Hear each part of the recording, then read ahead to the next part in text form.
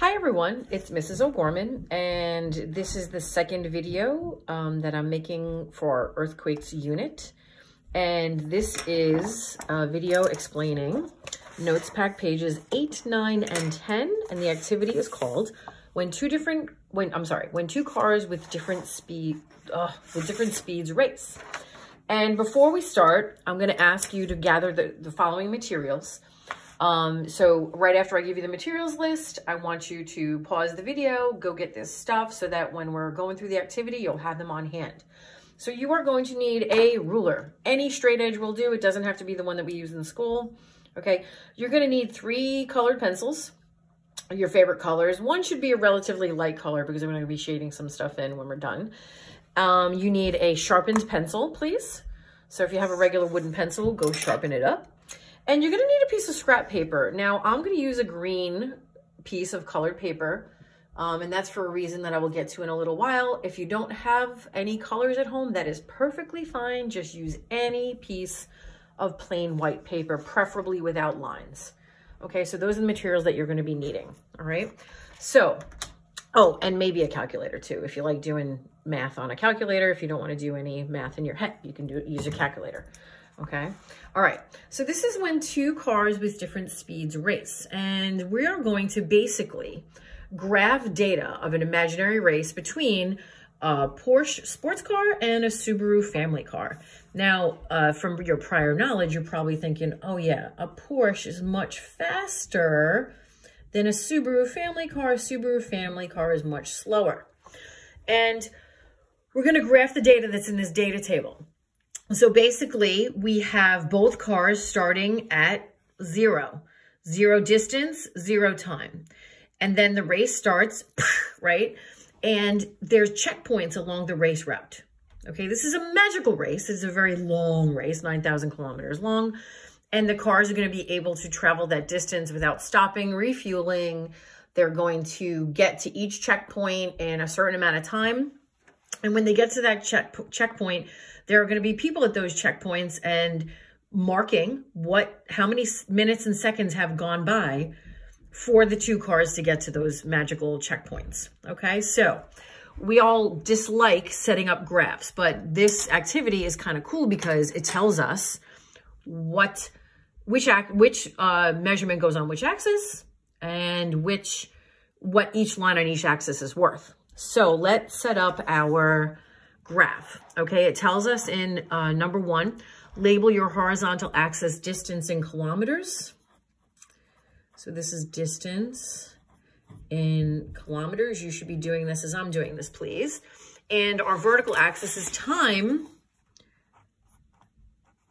in minutes. All right, and not only does it tell us what goes where, but it tells us what each line on the grid is worth. So on the horizontal axis, each line is worth 200 kilometers.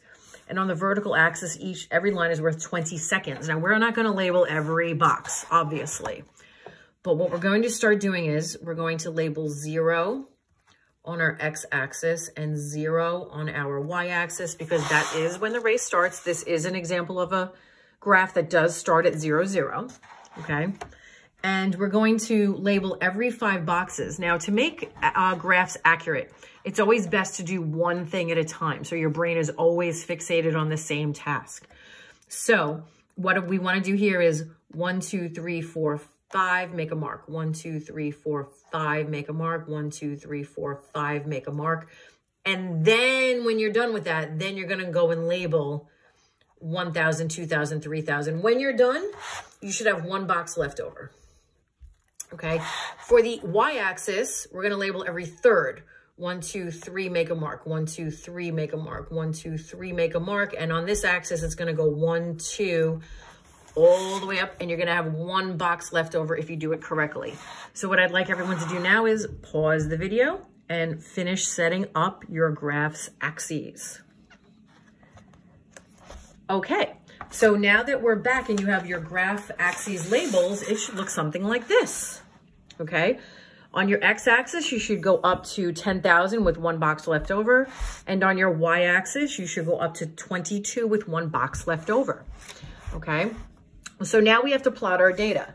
Now, this ruler is going to come in handy right now because what this ruler is going to allow you to do is going to allow you to follow the lines easier, okay? So what I'd like everyone to do now is put your ruler next to 1,000, and so that we're going to follow that 1,000 line up. Okay, at 1,000, we have 2:10 and 4 minutes. 2 minutes, 10 seconds, and 4 minutes. 2 minutes, 10 seconds is for the Porsche. 4 minutes is for the Saturn. So I'm going to go up. Actually, we want to move our ruler over here so we can see our y-axis. We're going to make a mark at 2:10. Now that's right above 2. In between 2 and 2:20, we're going to make a dot right there for 2:10. And we're going to go up to the 4 minute mark and we're going to make a dot there. Okay. We're also going to make a plot point at 0:0. Right. Now we're going to scooch over to 2,000. Put your ruler at the 2,000 line. And again, all the ruler is doing is helping us line up our eye to make sure that we're on that correct vertical line. At 2,000, the Porsche arrived after 4 minutes, 5 seconds. So we're going to make a mark right above 4. That's 4 minutes, 5 seconds. And the Subaru arrived at 7 minutes, 20 seconds. So keep following that line up. And we're going to make a mark at 7 minutes, 20 seconds. All right. Now, you're going to keep going, okay? And when you're done, you're going to have 2 graph lines. You're going to have this one. And it's going to continue on. And you're going to have this one. See what I'm doing? I'm connecting the points with this smooth curve, okay?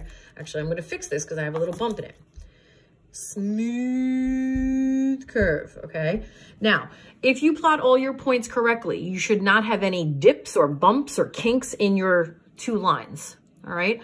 So I would like you to keep plotting, connect them with a smooth curve. If you have any kinks, double check the plot points, all right? So pause the video and continue plotting your points, okay? All right. So now you should be back with your graph. And your graph, if you did it correctly, should look like this, okay? And if you have not yet done it, please label the lower line with the letter P. That's your Porsche's data. And please label the upper line with an S. That is your Subaru's race data. Okay, so that's what it should look like. If you have any kinks in your graph, if you have a rogue plot point, like down here, and your graph line goes wonk wonk like that, please pause the video now and go double check your plot points because it's very important that these are all plotted correctly, okay? So as you can see, the lines are curved downward. The lines are curved downward, which may give you the impression that the cars are slowing down as the race progresses, but that's not what's happening, okay? What's happening is, like in the beginning of the race, if we zoom in here, in the beginning of the race, it took the Porsche and the Subaru 2 minutes, 10 seconds, and 4 minutes to go 1,000 kilometers. Okay, so 2 minutes, 10 seconds, and 4 minutes to go 1,000 kilometers. Let's check later in the race. Let's check between 6,000 and 7,000. How long did it take the Porsche to go 1,000 kilometers further into the race? Well, it went 9 minutes, 20 seconds, and 10 minutes, 30 seconds. That's only a difference of 1 minute 20. Over here, it took 2 minutes and 10 seconds, and over here it only takes 1 minute and a minute and a half-ish. Okay, so as the race progresses, the cars are actually doing what, folks? The cars are actually speeding up as the race progresses. So even though it looks like they're slowing down because the slope is decreasing, the reason the slope is decreasing is because speed is equal to distance divided by time. And if we wanted slope to represent speed, distance should be on this axis, on the y-axis, and time should be on the x. But for reasons that you're going to learn, they're flip-flopped. So actually, a decreasing slope means increasing speed. So I just wanted to point that out at this point, okay? And you're going to get more used to that as the unit progresses. Okay. So what we need to do now is we need to interpret this graph. We need to interpret this graph. So let's go to question 1. How much is each line worth on the vertical axis? Well, they told us each line was worth 20 seconds. Okay, they told us up here. And how much is each line worth on the horizontal axis? Well, they told us each line is worth 200 kilometers. Okay, now let's actually interpret the graph. What you're going to learn over the course of time is that there's many, many, many ways to enter this Porsche and Subaru graph. how long does it take the Porsche to travel 3,000 kilometers? And this how long does it take is asking us for time. So what do we go in with? We go in with what they give us. They gave us 3,000 kilometers. Where are we going to enter the graph? We're going to enter the graph at 3,000 kilometers. And we're going to go up, up, up, up, up, up, up until we hit the P line. And then we're going to go across. And how long is it? It is 5 minutes, 40 seconds. Okay. How long does it take the Subaru to travel the same distance? Where again, you're going to go in at 3,000. You're going to go up, up, up, up, up, up, up. And you're not going to stop at this line. You're going to go to the S line. You're going to go up, up, up, up, up. And it is 10 minutes, 10 seconds.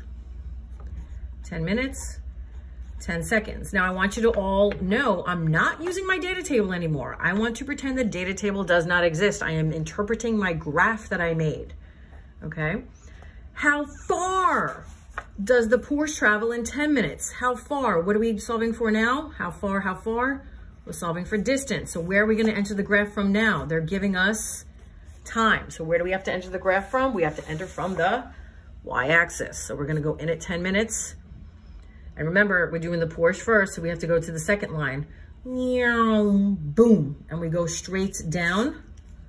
Let me do that again. Until we hit the line. Go straight down until we hit the distance axis. And it looks like 6,000, 6,200, 6,400, 6,600-ish, plus or minus 100 kilometers. So the answer would be 6,600 kilometers. And because we're interpreting a graph, it's plus or minus 100 kilometers for that answer. So if you got 6,500, that is fine. We're going to do the same thing for the Subaru. How far does the Subaru travel in 10 minutes? Go to 10. Boom. Hit the Subaru line. We're going to go down. Now we're in between two boxes here. So we're going to stay in the middle. Stay in the middle. Stay in the middle. And 2,900 kilometers. Does everyone agree with that? I got 2,900 kilometers. So who's the faster car? Definitely the Porsche. In 10 minutes, the Porsche went 6,600 kilometers and the Subaru got its butt beat at that checkpoint, right? Subaru, man, only went 2,900 kilometers in the same amount of time. So which line represents a faster speed? We already discussed this. It's definitely the P line, okay? More distance in the same amount of time. So what I'd like everyone to do now is please turn to page 10. Please turn to page 10, all right? We're not gonna use the graph that we created anymore. No, no, no. We are going to use this graph. We're gonna use this graph, okay? And we're gonna answer questions about the Porsche and the Subaru using this graph on page 11 of the notes pack. Now, these questions are worded differently. So with each question, we're gonna have to look at what data they're giving us and what we can glean from that data from the graph, okay? This section is tough and you may need to think outside the box. Use the graph to answer the following questions. If the Porsche and Subaru both traveled 4,000 kilometers, how much longer will it take the Subaru to reach the 4,000 kilometer mark? How much longer? They're asking us for time, but not just time, a time difference. Now this is gonna go back to those pages that you did on time math, all right? 4,000 kilometer mark, okay. So we're gonna go into the graph at 4,000. Now I want you to look at this. This is times 10 to the third. So you have to imagine that just like on our graph, you're gonna add 3 zeros to every single one of these numbers, all right? And I want you to look at this. This is travel time.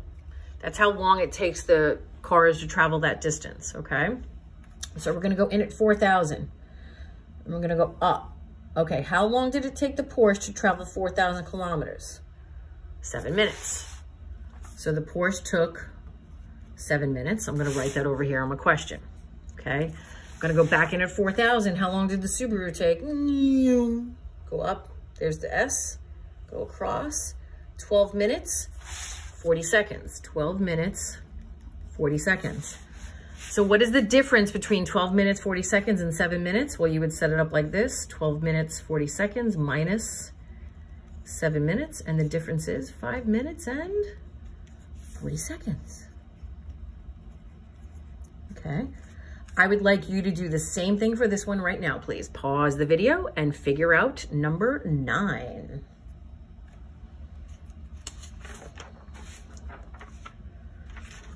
Okay, so we should be back, and you should have gotten the S-Wave taking 20 minutes to travel that distance, and the Porsche, sorry, I just gave away the farm, taking 11 minutes to travel the same distance for a difference of 9 minutes. So when the race was 7,600 kilometers long, the Porsche beat the Subaru's butt by a margin of 9 minutes. That's what you should have gotten, okay? So now we're gonna go to a different problem, and here's where we're gonna need our scrap paper, all right? So normally I would ask you to figure this out, but for the essence of time, I'm gonna show you how to do this.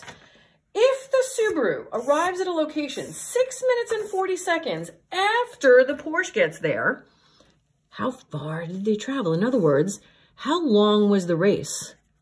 The race length was how long when the Porsche beat the Subaru by a margin of 6 minutes and 40 seconds. They're giving you the time difference. Now, fortunately for us, we're not going to sit here and count boxes that are worth 20 seconds apiece. No, we're not going to do that. Good thing for us, we have a built-in time scale.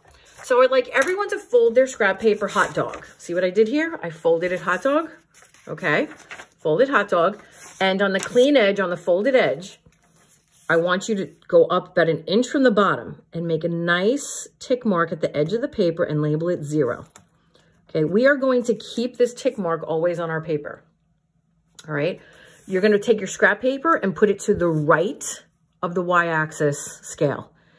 And you're going to line up that 0 with 0. So you're going to line up that 0 on 0 real nice. Okay, you're going to line it up real nice.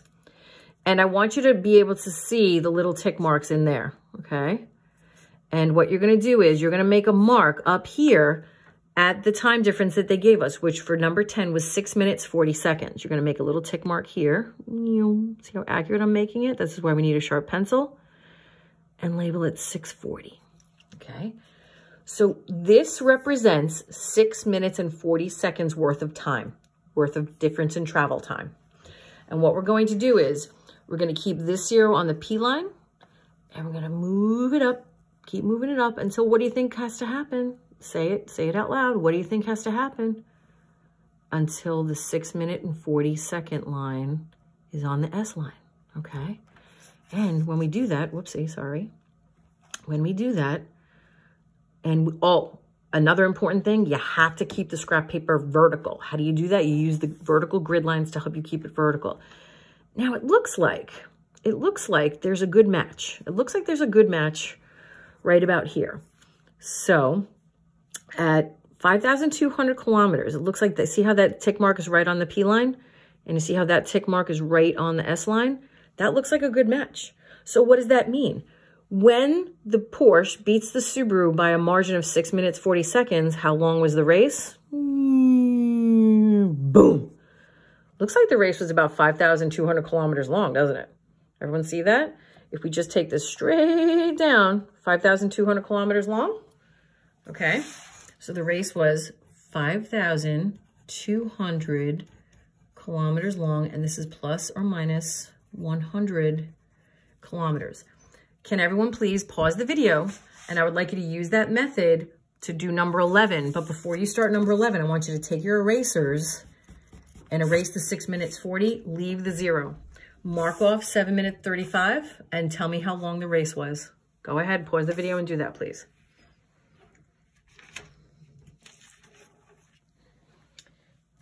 Okay, so you should have an answer for me at this point. And if you marked off 7 minutes 35 seconds, you should have gotten a race length of, wait for it, 6,000 kilometers plus or minus 100 kilometers.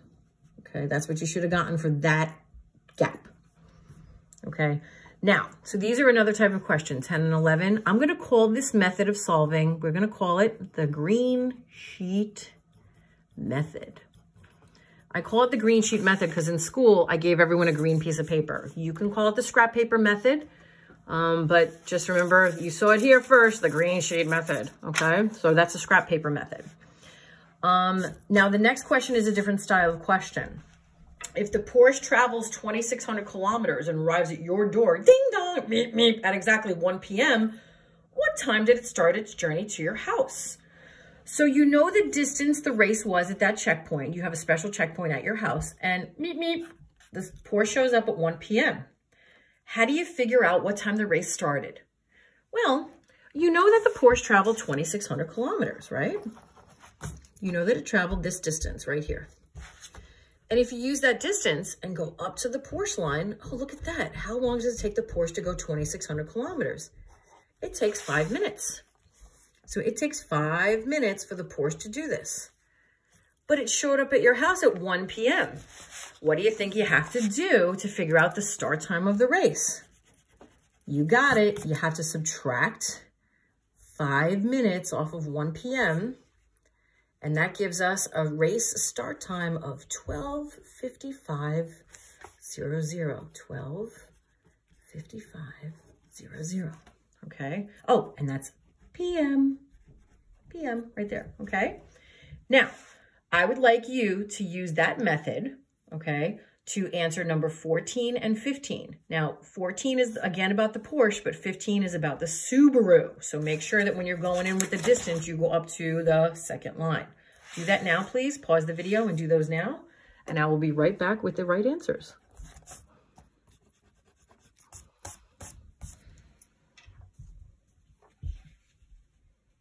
Okay, so you should have gotten for this one, if the race is 3,800 kilometers now, you should have gotten a start time of 3:53:20 p.m. plus or minus 10 seconds. And here you should have gotten, when the arrived at your house, the Subaru arrived at your house at 8:25:05, you should have gotten an answer of 8:07:05 a.m. plus or minus 10 seconds, okay? So if you need help with that, go back to where I explained how to answer number 13 and review that. So this is another question, which is start time. Another type of question. That's start time question, okay? Now, 16A and B is a double whammy. You have to answer 16A before you can answer 16B. The Porsche and Subaru arrived separated by 6 minutes, 40 seconds. How far did they travel? We actually already have the answer to this up here in number 10. The answer is 5,200 kilometers. So we know when the kick your butt, when the Porsche kicks the Subaru by a margin of, kicks the Subaru's butt by a margin of 6 minutes, 40 seconds, we know that that's how long the race is. Same race data as 16A. The Porsche arrives at 2:40. What time did the race start? So now we have to use this method up here, okay? We know the Porsche arrived at your doorstep at 2:40. Meep, meep, I'm here. What time did the race start when the race was this long? So do that now, please. Pause it and do that now, and I will be back in a minute with the answer. Okay, so given the race length of 5,200 kilometers plus, oh, this was plus or minus 100 kilometers, by the way. Okay, you should have gotten a Porsche travel time of approximately 8 minutes, 20 seconds. Okay, this is the Porsche travel time. Okay, and when you subtract them, you should get a start time of the race of 2:31:40 p.m. And we'll go a little wider on this one. We'll say plus or minus 20 seconds. All right. Okay. So what we're going to do now is we're going to use our colored pencils. We're going to color code this. We're going to color code this graph, because we're not going to color code the one on your ESRT because you want to keep that clean. All right. Use any color and trace the P line. Use any color and trace the P line. Use the other color and trace the S line. Okay, just go over the S line like this.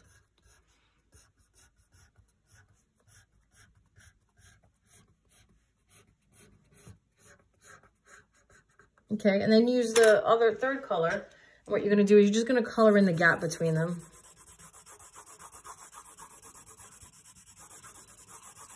And this is going to help you later on when you're looking at this, when you're studying and you're using the graphs. It's going to help you remember what these actually are. Because in case you haven't figured it out yet, spoiler alert, this is not about a Porsche and a Subaru. This is about P waves and S waves, okay? So let's make a key down here. Let's make a key.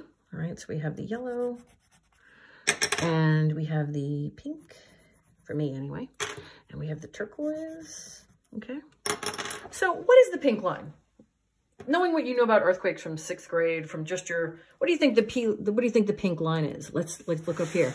Spoiler alert, what is the P? The pink is the P wave travel time. And I'm going to explain that in 1 minute.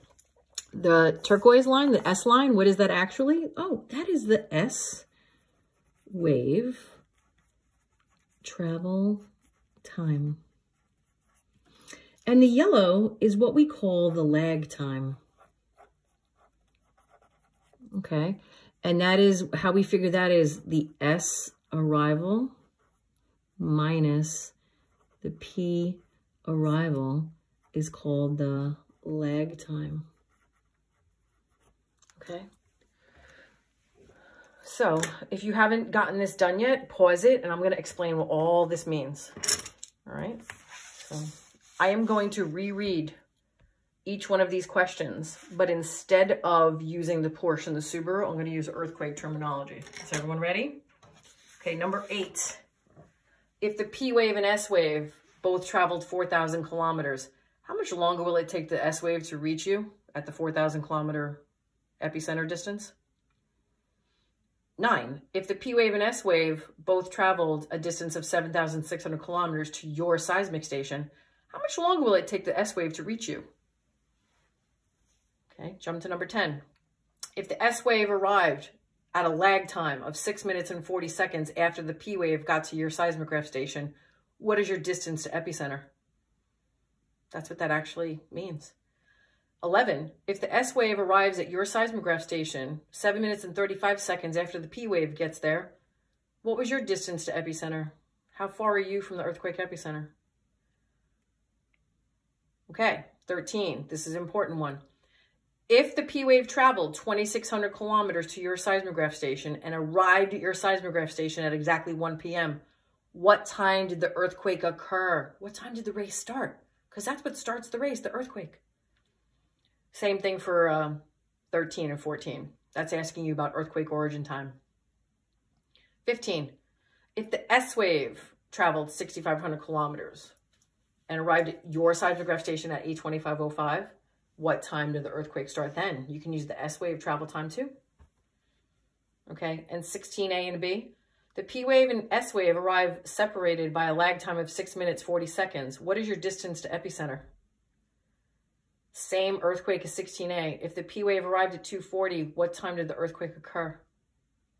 These are all P wave and S wave questions, but if we just think of earthquakes as a race, and the start of the race is when the earthquake happened, and the P wave showing up is the Porsche showing up, and the S wave showing up is the Subaru showing up at the checkpoints, it's pretty easy when we get down to it. And we're going to do tons of practice on this, folks, okay? So I know this video was long, but for those of you that weren't here for this lesson, it's very important that when we're talking about earthquakes, that you just relate it to a race. That's it. I hope this helps. And if you need any help with anything else, go back and review this video. There's also other tutorial videos on eChalk. Bye, guys. See you later. Good work.